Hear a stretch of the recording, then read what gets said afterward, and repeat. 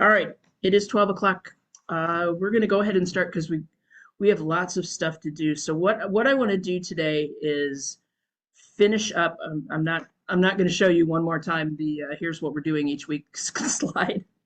But what is scheduled for this week is a conversation about the tools of Christian nationalism, which are things like I've mentioned them, but we haven't really talked about the New Apostolic Reformation and the Seven Mountain Mandate, and ideas like spiritual warfare, which tend for most of us to be kind of out there.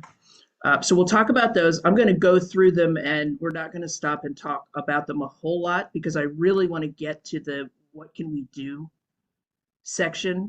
And I'm going to talk a little bit about things that I think we should be doing.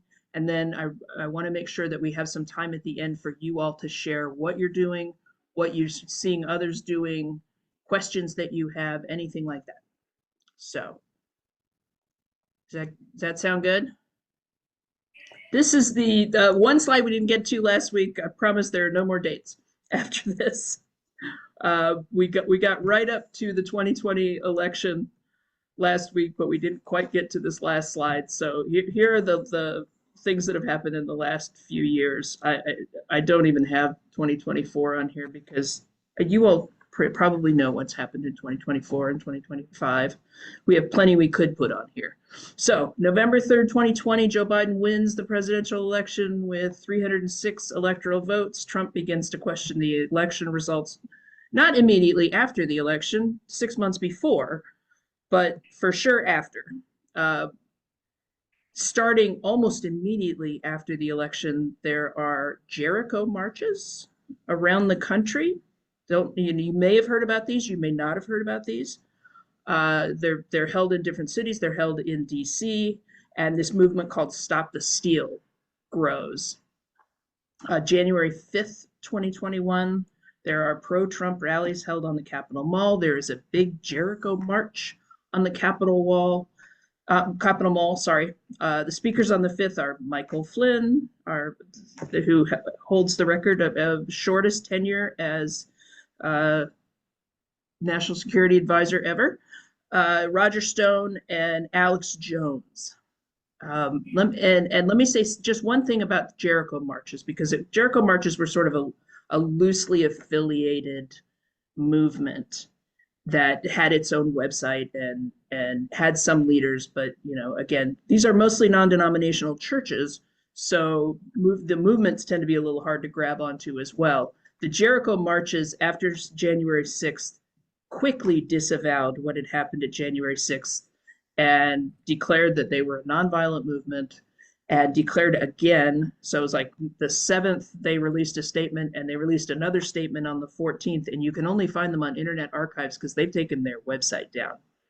They just really don't want to be associated with what happened on January 6th. And what happened on January 6th is where we began this whole thing.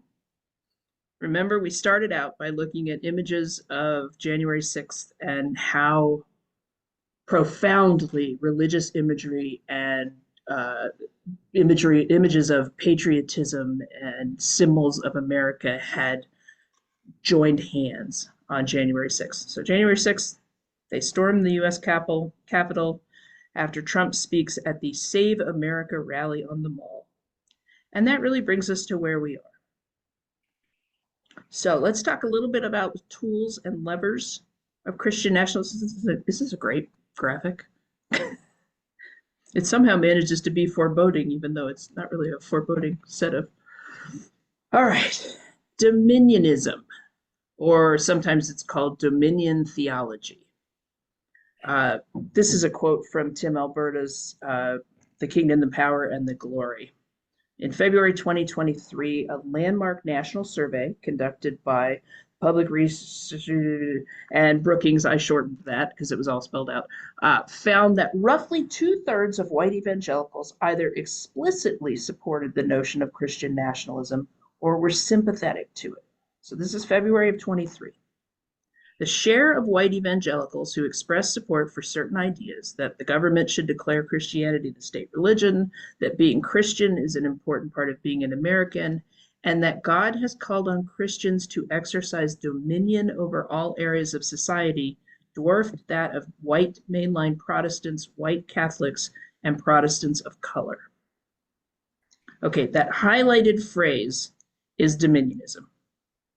Simply put, dominionism is the idea that Christians are called to exercise dominion over society, that we are called to ascend to the highest offices in the land, that we are called to get ourselves into positions of power all over the place. So all of this can be collected under the broad umbrella of what is called dominionism. And from here on out, we're going to be leaning pretty heavily on an article that is in your bibliography, article in The Nation called The Trump Revival, that talks a lot about particularly the New Apostolic Reformation and the Seven Mountain Mandate, and some about dominionism as well. So I highly recommend, if you really want to understand kind of how all this is unfolding in this moment in time, this is a terrific article. All right, New Apostolic Reformation. So again, it's a little hard to get a hold of these things, right? So the New Apostolic Reformation probably started in the 70s, although people are just now starting to write about it. I mean, I can't see all of you, but I'm probably most of us have not even heard of this. So maybe some have. If you have not heard of it, don't feel bad. It's flying very much under the radar, even though it's exercising a tremendous amount of influence on our country, our politics, our government. So, New Apostolic Reformation is a charismatic, and charismatic is important, Christian movement that seeks to take dominion, there it is, over politics, business, and culture in preparation for the end times and Jesus' return. Sorry, I barely cut this in the middle of a. It's becoming more of a presence in American politics. This is an article. This is a Fresh Air broadcast from 2011. So there was a lot of conversation about this in the mid 2010s. So there are books and articles, and this particular episode of Fresh Air between 2011 2015, and then there's not much said, except that I'll show you in a moment all of the people that consider themselves to be part of this movement. The leaders are considered apostles and prophets gifted by God for this role. So let's get nitty gritty down into the Greek here. Apostle literally is in Greek the sent out one. Apostolo means to send out. So when Jesus said, "You are my apostles," he meant you are the ones that I am sending out. So they chose this name, the New Apostolic Reformation, in order to draw on two traditions, right? The tradition of Christians as being sent out. Now they have their own definition of what they're being sent out to do, and the idea of Reformation, which shouldn't be too foreign to most of us in the room. But the church is being rebuilt in order to send out these apostles and prophets to the world. All right, it is thought to be founded by C. Peter Wagner. This is C. Peter Wagner. He is a preacher and organizer, and he was the first to say we need to have this new movement in books, again, written early 2000s. The movement emphasizes mystical revelation, spiritual warfare, which we're going to talk about in a moment, and the Seven Mountain Mandate, which we're also going to talk about. Andre Gagne, the author of American Evangelicals for Trump, Dominion, Spiritual Warfare, and the End Times, describes NAR as inherently political and aiming to subvert democracy. That sound like anything you've seen lately? All right, so here are some prominent NAR figures. Speaker of the House, Mike Johnson. Senator Doug Mastriano. These two will shock you, I'm sure. Representative Marjorie Taylor Greene and Representative Lauren Boebert. So those are some of the folks in Congress. who consider themselves to be part of the NAR movement.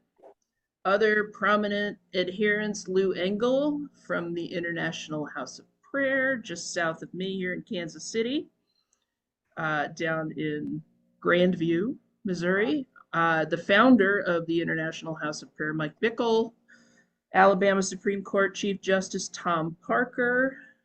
Look him up if you don't know anything about him. Mike Lindell, you probably do know about him. He likes pillows. Charlie Kirk of Turning Point USA, and Roger Stone. All right. How I love this. So I have two views of the New Apostolic Reformation. This one comes from Got Questions. If you've Googled any biblical questions, this might pop up because they have really good search optimization. Got Questions is part of gotquestionsministries.org, and they describe themselves as Christian, evangelical, theologically conservative, and non-denominational. Okay, so this is your view from what we would call the self-avowed Christian right. And they describe the NAR as an unbiblical religious movement that emphasizes experience over scripture, mysticism over doctrine, and modern day apostles over the plain text of the Bible. Of particular distinction in the New Apostolic Reformation are the role and power of spiritual leaders and miracle workers. The reception. So remember I said charismatic was a really important part of the definition? This is a very charismatic movement. Reception of new revelations from God, an overemphasis on spiritual warfare. If you look up spiritual warfare on Got Questions, there is a positive definition of it. But what they will say is the problem with spiritual warfare is either over or under emphasis.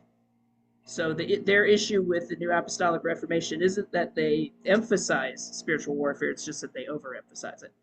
And a pursuit of cultural and political control in society. The seeking of signs and wonders in the NAR is always accompanied by blatantly false doctrine. So the NAR is too far. I'm gonna say this anyway. Too far to the right for the right, or too charismatic for this particular. I'm always a little careful when I go to Got Questions. Okay, here's the nation. So a view from the other side. How is NAR viewed? The NAR is rooted in a long-standing alliance of charismatic worship and business-driven grievance politics, dating back to at least to the post-World War II latter rain Pentecostal revivals that fused nuclear age anxiety over the communist threat and the end of the world with homiletical glosses. That's homiletical is preaching. Glosses on the self-evident spiritual virtues of free market capitalism. All of that. This is why I love this article, right? All of that is important. That's a pretty thick couple of sentences, right? Is that just one sentence? Good Lord, Paul. That's one sentence. But note that this is a religious movement that is preaching about free market capitalism, which is odd to say the least. Less odd now that we see it all over the place.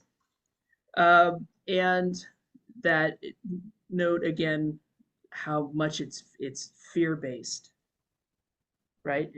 The point of this movement is to frighten people into certain behaviors. Okay, how much of the DEI dismantling comes out of this kind of thought? Plenty. Yeah. Yep, plenty. We're going to talk a little bit about because that is one of the marks of this movement. Is it's rooted in supremacy. It just is. You can't get away from supremacy of the male, supremacy of white people. Even there's lots of classism that's always a little harder to pin down. But absolutely, a lot of this DEI stuff comes out of we have to be afraid of all of those people because they are coming to take our country. They are coming to take our faith. Okay, the Seven Mountain Mandate. Have folks heard of this? Do you want to just yell out yes or no? Yes. Yep. This one is starting to make the rounds. I mean, if you haven't heard of it, again, um, polite circles may not be talking about it. All right, so the Seven Mountain Mandate also comes all the way back out of the 70s, right? There was a group of folks who had what they considered to be a revolution, a revelation, this apocalyptic experience of the supernatural. And they decided after this happened to them that they had been called to make sure that Christianity was focusing on conquering the seven mountains. So that group comes together and calls itself the Eagles Vision Apostolic Team. There's all sorts of stuff about how that revelation happened, and we don't need to go into all that. Here are the seven mountains that this movement says, and this movement, again, primary feature of the New Apostolic Reformation, says we Christians have to be exercising influence in politics, education, the media, right? How much sowing of distrust in the media have you seen over the past, we probably could say 2 decades, certainly over the last decade? There has been so much movement to create an alternate media. The family, and again, this is about narrow definitions of what family is. Business, entertainment, and church. So Christians are called to exercise influence in all of those areas, says the Seven Mountain Mandate. Lance Wallnau is the person who's probably the furthest out in front of the Seven Mountain Mandate movement and what's happening in this country now. He used to be an oil executive, and then he became a sort of charismatic,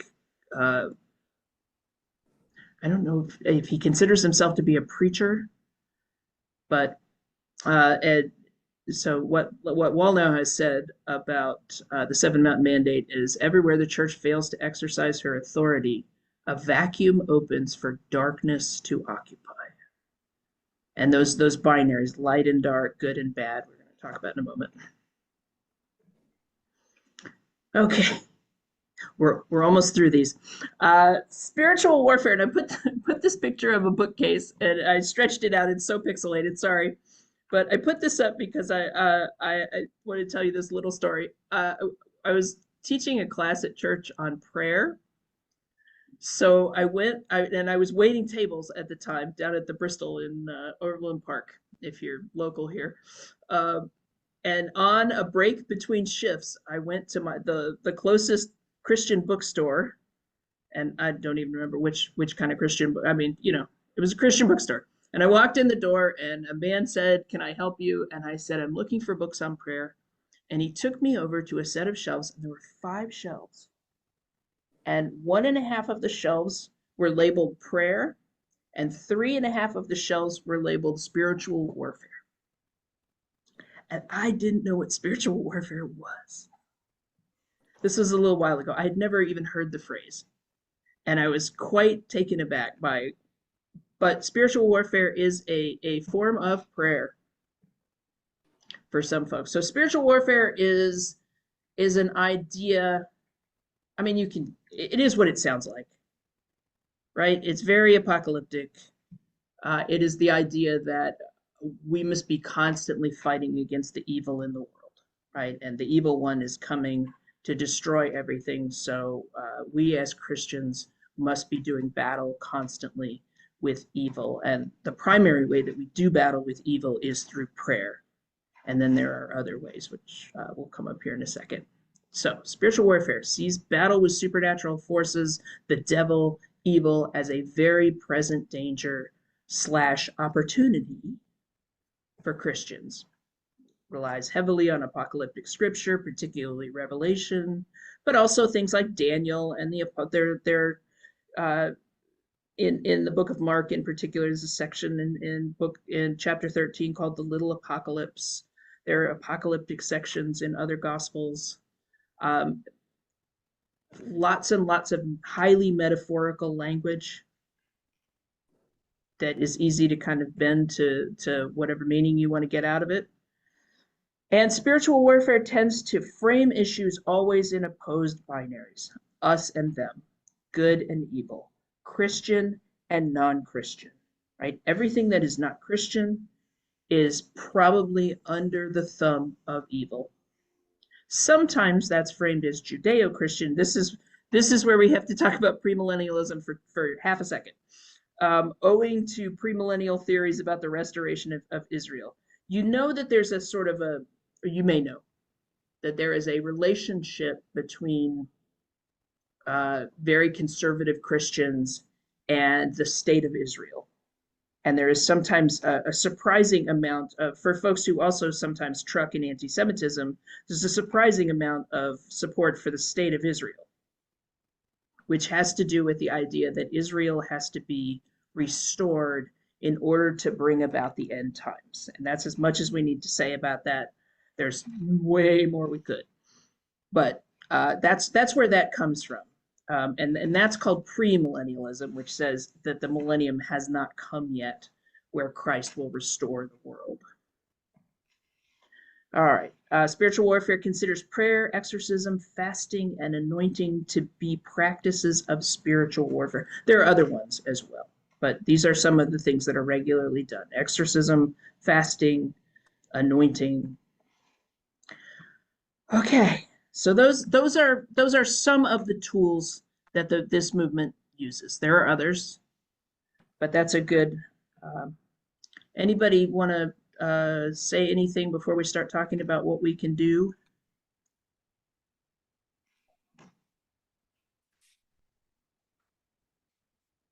You want to talk about what we can do?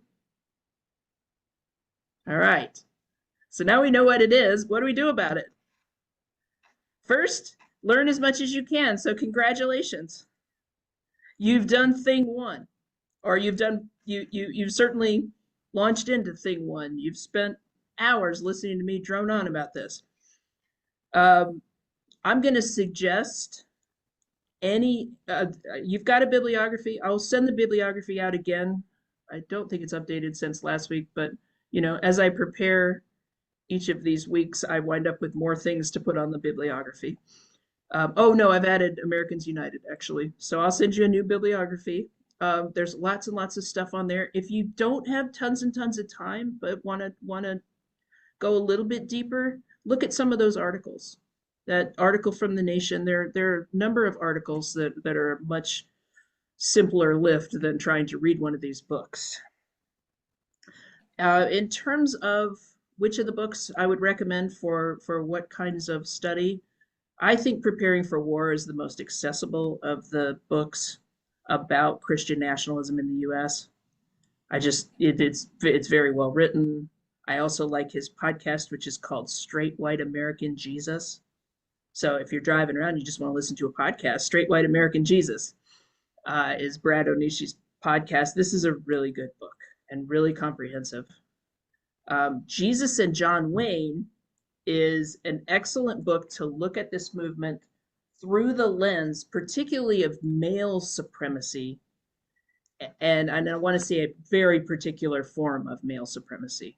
She very much sees the movement as aggressive, rooted in a militarism, but it's an excellent pairing with any of these other books because she goes further into what I would call the psychology of this movement, of how, as Americans, we have come to revere figures like John Wayne, and how much this movement is tied to first anti-communism and then into the Cold War, which is also part of, and then into anti-Islamic fervor that happens after 9/11. So she takes all of that on.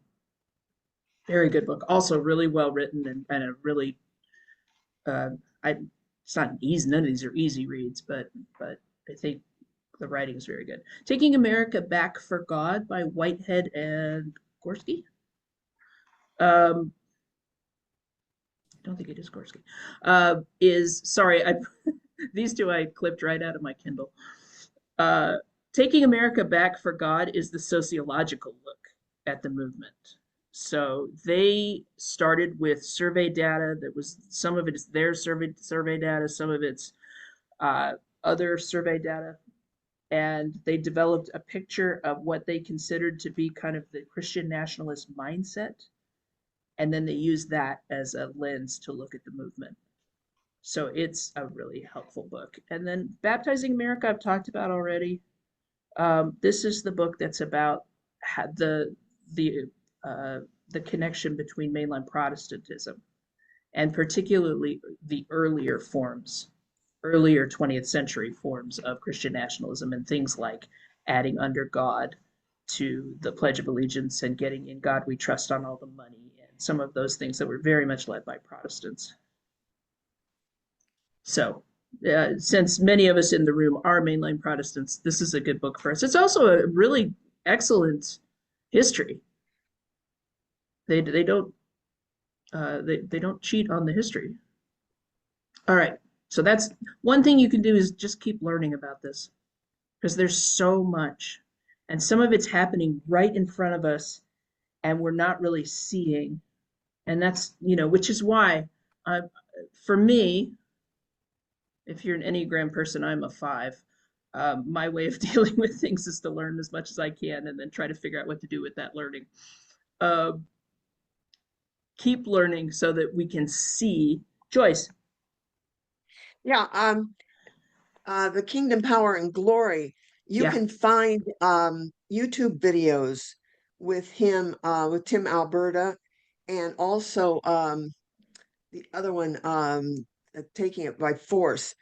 You can find videos of them talking about their book, running maybe half an hour to an hour, giving kind of just a quick overview. So that's a great way if you don't have time to sit and read the whole book. Yep. Thank you. Yeah, Tim Alberta's book is, and it should probably be up here, is probably the most well-known of all of the books on Christian nationalism. Okay, anybody else? We good? All right, second thing you can do, call it out when you see it. When someone says America is a Christian nation, hopefully you have some tools to be able to say that's actually not true.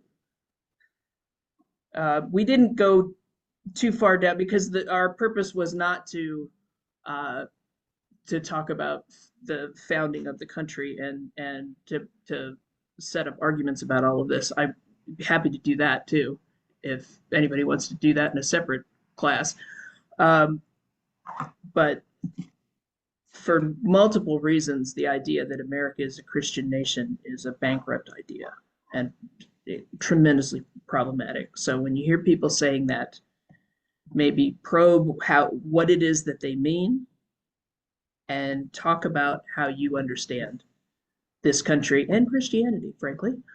Religious freedom as the freedom to exclude, police, or otherwise oppress others in the name of religion. There's been a lot of use of the phrase religious freedom in ways that don't have to do with freedom of late.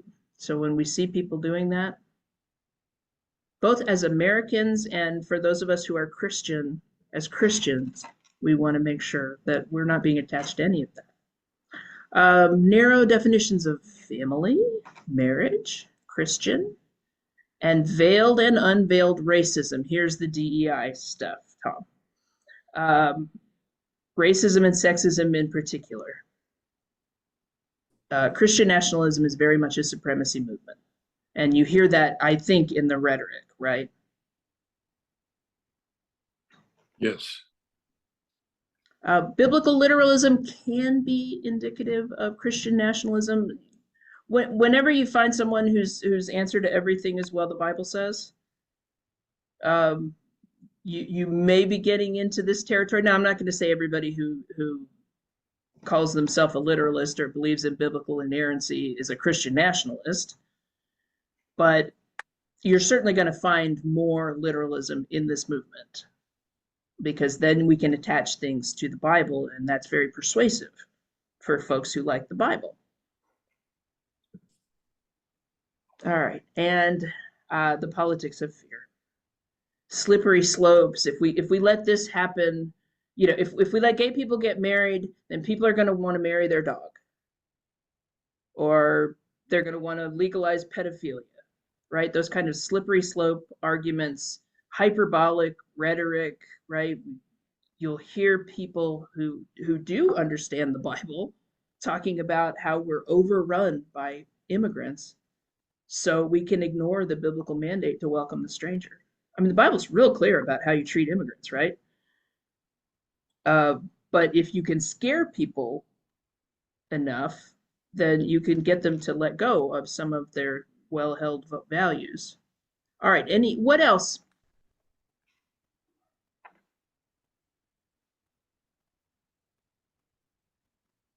What else do we want to interrupt when we're seeing it and hearing it?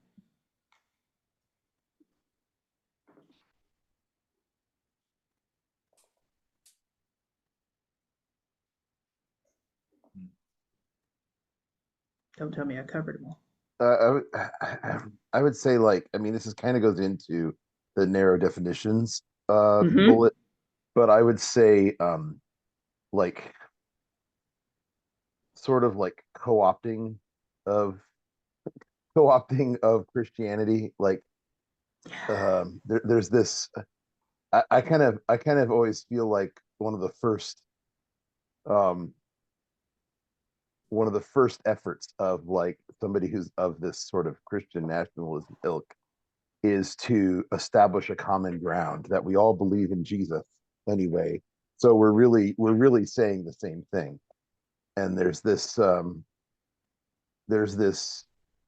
sense of doing that not to establish a common ground, but to sort of placate the other away from, you know, arguments to the contrary or calling out, you know, perceived faults with it. Mm-hmm.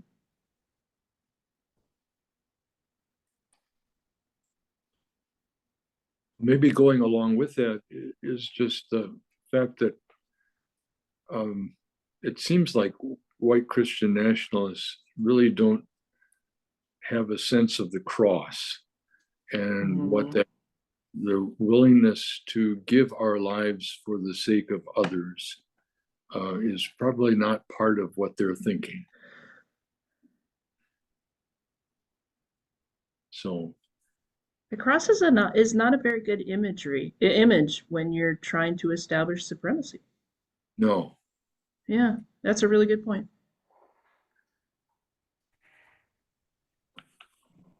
I keep wondering about when people say the church is too political. I mean, in one way that sounds like it's almost opposite of all this, but it's probably more saying it's not political in the way I like it. So can that be seen as part of this? Absolutely. Yeah, if you've listened to that argument enough times, it is. I have never heard someone make the argument that the church is being too political when the point that was made is something they agree with. I'm honestly have never heard it. You know, it's always political, and we're going to talk a little bit more about the church and politics. That's actually how we're going to launch our final discussion time, Stephen. So thank you for bringing that up. Donna, Yeah. it occurs to me, if I was an unchurched person and I was seeing Christian nationalism things that you've described here, I was sort of a normal, good person, I'd be totally turned off by this. I'd be totally turned off by Christianity if this is what it was. Yep. That's exactly what's happening, though. Mm-hmm. This is why the nuns, the people who have no religious affiliation, has just taken off. It's always crept, but just all of a sudden it is just taken off, and they're seeing this, and if this is what the church is, I don't want any part of it.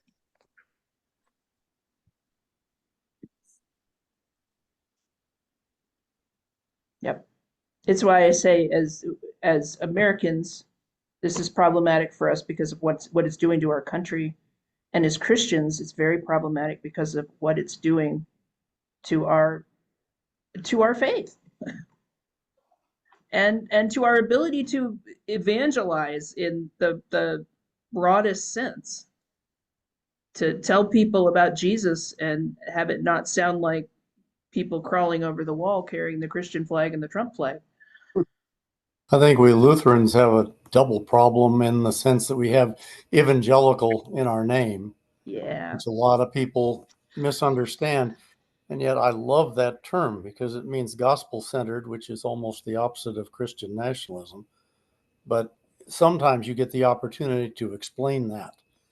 And it leads into a meaningful conversation about where the gospel is, should be in politics. But but it's a tough thing for some people to, especially those who don't know, to look at that name, Evangelical Lutheran. And that's a reason for the interruption, so that narrow voice is not the only voice in the room. It is not the loudest voice in the room. It is not the only voice defining what is family and church and faith, etc.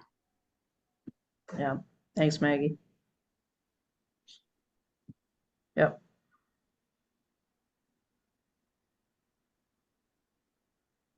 Seems to me that an awful lot of this is based on bringing Jesus back. In the meantime, we're going to run things, and if we do it just right, then Jesus will return. If we can tear down the mosque over the temple, rebuild the temple, then Jesus will come back, and then everything's taken care of. And so, whatever the means are, the ends must justify the means. The scary thing is they're not going to like Jesus when he comes. I'm afraid you're right.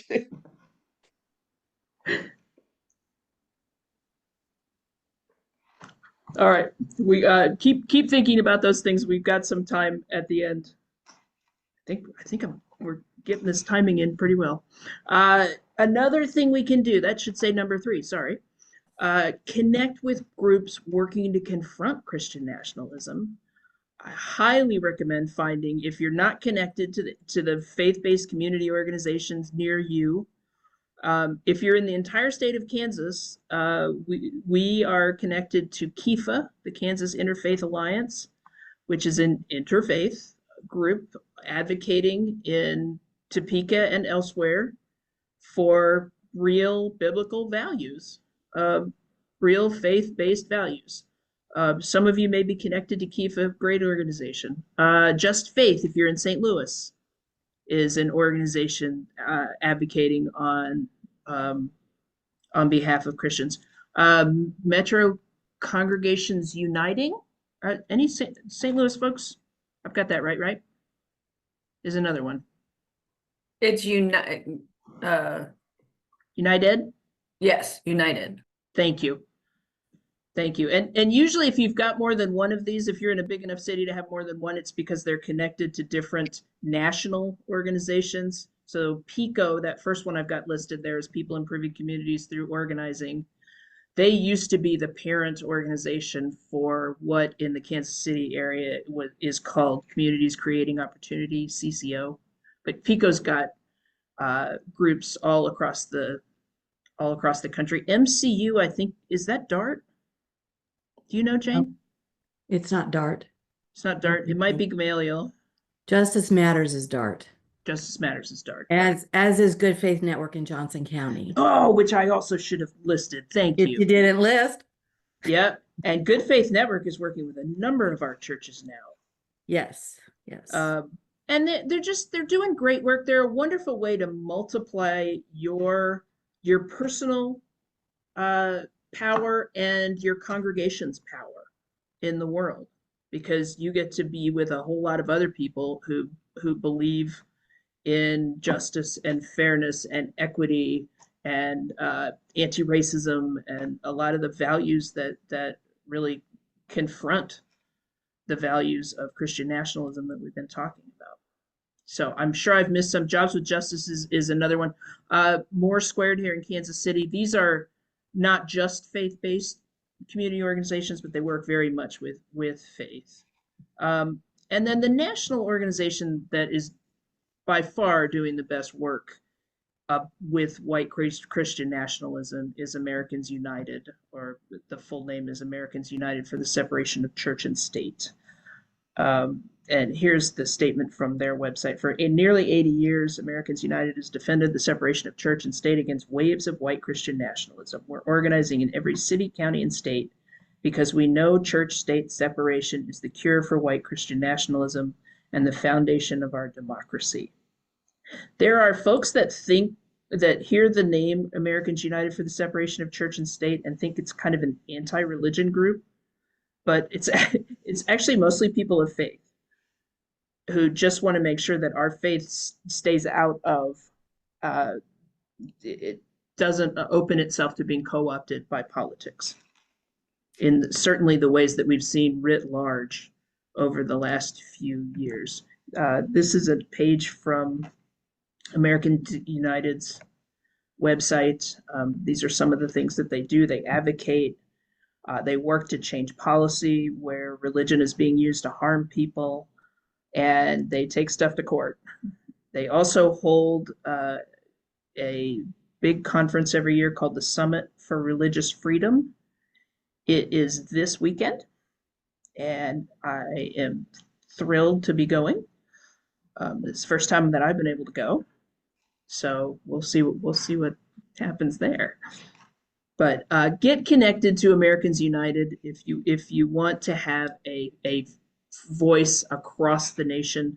They have been they sponsored a film called oh shoot. It's on the bibliography. There are two films on the bibliography. They sponsored a showing of one of them in Kansas City and across the country maybe a year ago. Great organization. I highly recommend that we get connected to them because they're speaking for us. Okay, last thing, interrogate your own congregation if you're in a congregation, or interrogate the congregations around you. Why not? Are there practices that cross over the line that should separate the church and the state in your congregation, right? Is there a July 4th service that's really mostly a patriotic service and all the hymns are patriotic songs and, I mean, there is nothing wrong with singing some patriotic songs. There's actually a really nice one in the ELW, if you're an ELW congregation. Yeah, it's Oh Canada. I love you, Adam. Well done. What is it? God of Many Nations? I'm blanking on the name of it. It's the first one now in the patriotic. This is my song. This is my song. Thank you. I'm not even close. Very, very nice song about how God does not favor one nation over another one. All right, let's talk about flags in the sanctuary. Some of us have flags in our sanctuaries. I'm not putting this up here to say you are terrible if you have a flag in your sanctuary. And what you'll hear when pastors get together and talk about this often is, this is not a hill that I want to die on, because there are other bigger issues in the world. But here's a thing that I discovered in doing this reading that I find to be very compelling. The U.S. Flag Code says, no other flag or pennant shall be placed above or if on the same level to the right of the flag of the United States of America. Which means if you, like so many congregations, have both a Christian flag and a United States flag in your sanctuary, that you have to put the United States flag in the position of prominence, not the Christian flag. And if you put both of them on, sorry?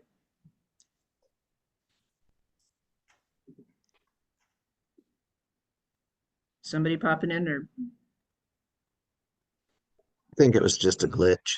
Okay, I'll keep going. So that I find to be very compelling. I don't think, it also means that if you have a cross and a flag, that the flag has to be displayed in a more prominent position than the cross. And that's where I think if you've had this conversation in your congregation and you've been frustrated, or maybe you're not frustrated, maybe you think it's fine. I think if we all stop and ask ourselves whether that makes sense to us, I don't know that it will. So, all right, that's enough on that. That's my thing about flags in the sanctuary. We don't have a flag in our sanctuary, so this has not been something that I've had to deal with. Someone else took it out right after I was ordained, and they took the heat for it. So I've just been lucky and not ever had to deal with this. Okay, church and politics, and then we're going to have some time to talk. We got about 15 minutes to talk.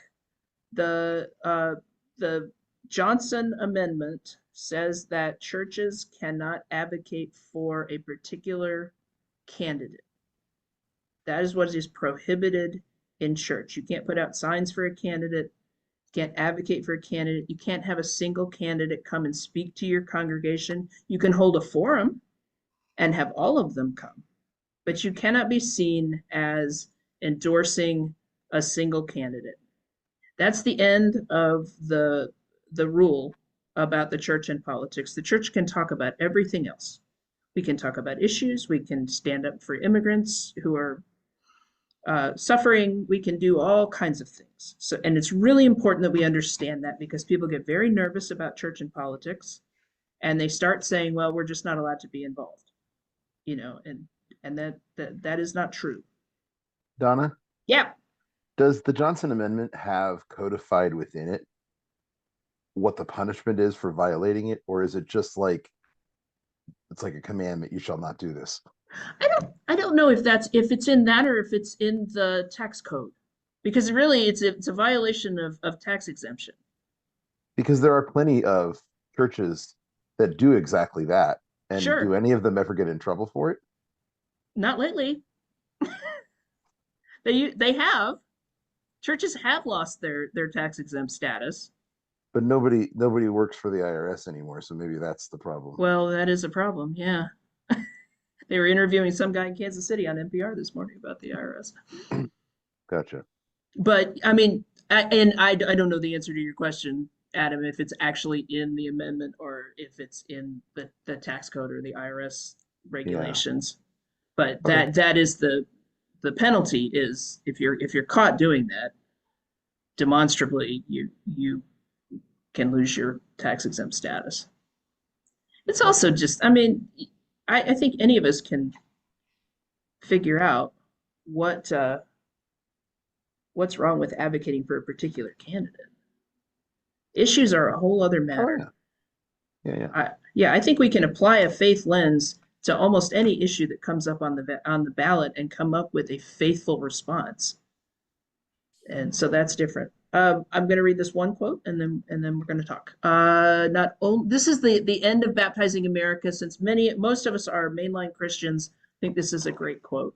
Not only do we believe that the mainline church's role in advancing Christian nationalism is an overlooked story, but we believe that calling attention to it will lead to positive change. A lot of mainline Protestants remain ignorant of Christian nationalism's meaning and influence.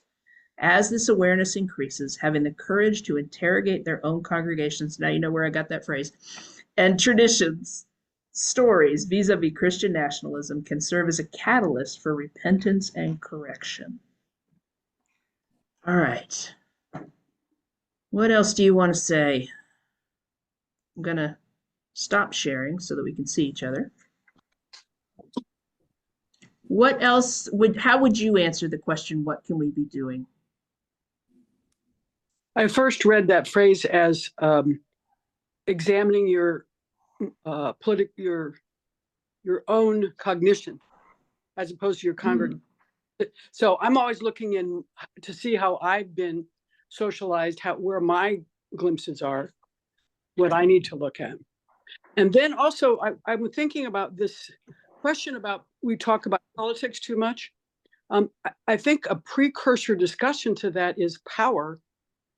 Versus, because people are seeing politics as being political party motivated. So how do we conceptualize power? because that's all about the church. That's all about Christian history. That's all about faith history, power over, power against, power with. And so we have to have power and conflict discussions that's really important in the life of faith. So, Yes. and we have to define what power and politics means. And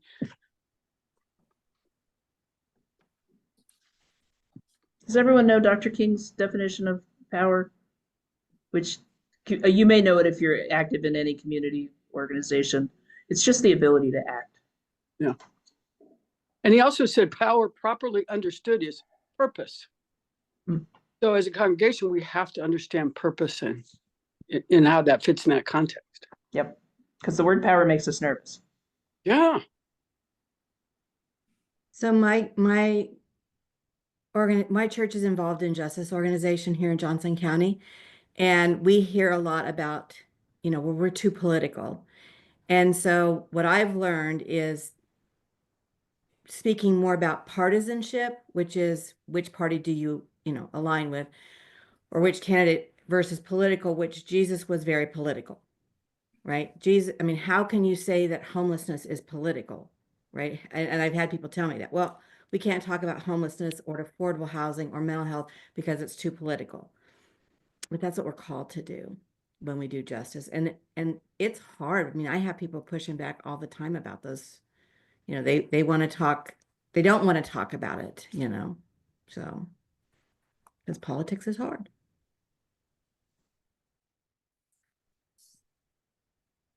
Anybody want to push back on any of this?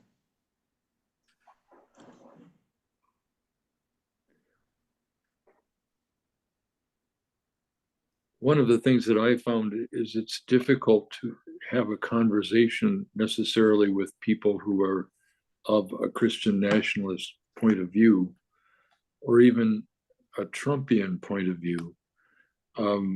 But I wonder if there's any way to dismantle the kind of fear that seems to be at the heart of so much of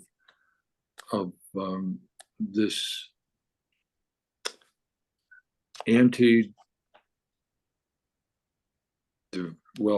so much of this divisiveness that's taken place.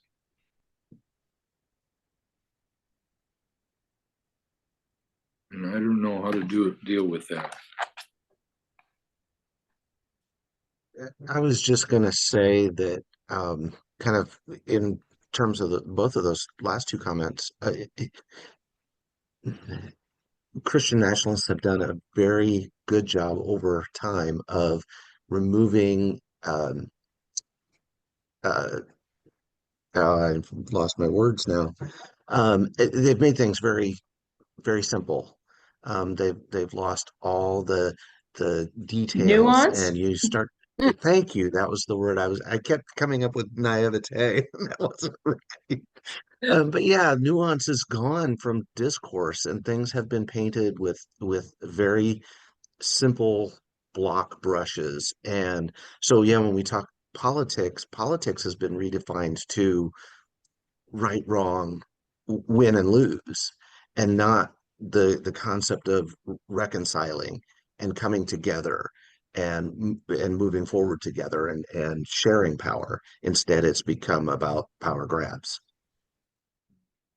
I like that. Politics, defined in terms of reconciling our issues and our understandings collectively so we can take fruitful action. That's helpful. I asked a very fundamentalist evangelical person, I said, I'm really interested in hearing your point of view.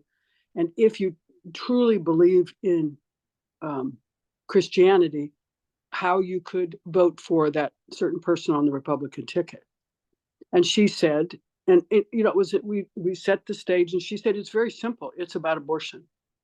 So there are some one issue people out there. She said, I don't have to have the discussion. It's all about abortion. I said, well, you and I probably are closer than you think on that. So then we have to have that discussion about what that means. And so, but there are certain people who are one issue. And that's by design. That was planned. Yeah, we saw that, right? That was the formation of the moral majority. They were looking for an issue, and that one has worked for 40 years. They picked a really good one. Oh goodness, it's almost 50 years, isn't it? It's over 50 years since Roe, isn't it? Yeah. What about we've got a couple more minutes. Something that we've talked about that made you think or made you see something differently, or that you said, "Yep, I knew that," but it sort of put it together for you. Without looking at your slides, I'm not sure if I'm going to remember. Was it NAR? It maybe it was a bit startling to me that, that really took hold in 2011, that it's been going on that long, that it's crept in, and that's what we're facing now, is that it's so well rooted that it's not something that we can just prune so quickly. It was the moral majority coming out of that whole idea when Jimmy Carter's administration ordered the IRS to enforce rulings on schools, private schools. And I was talking to somebody the other day and I said, oh my gosh, like we do not understand how impactful Brown versus the Board of Education was over and over and over again. And just that to me is just, I know it's impactful, but like really? It's crazy. And still is.